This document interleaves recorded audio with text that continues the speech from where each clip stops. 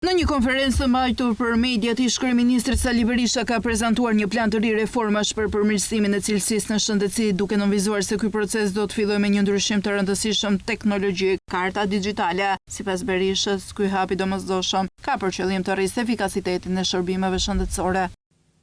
Dëshmira tragjike kanë ardhur në mënyrë të vazhdueshme për gjendjen katastrofale në spitalin e onkologjisë. Ky spital, në vend të ishte një institucion shprese për të smur që me heroizëm luftojnë forma të ndryshme të këtyre smundjeve, faktikisht është një stre ku njerëzit nuk vdesin nga smundja, por nga mungesa e ilaçeve për mjektimin e smundjes. Partia Demokratike konsideron emergjencë programin për kujdesin shtetësor shqiptarëve. Në këtë kontekst, ajo në aktin e parë, në buxhetin e parë do të dyfishojë buxhetin për shtetësinë.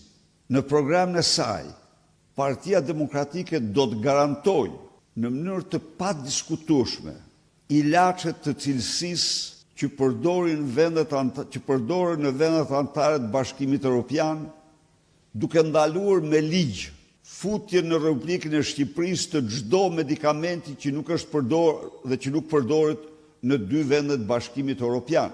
Partia Demokratike konstaton se sot numri shtretërve për frymë është 2 herë më i ulët se sa në vendin e Bashkimit Evropian.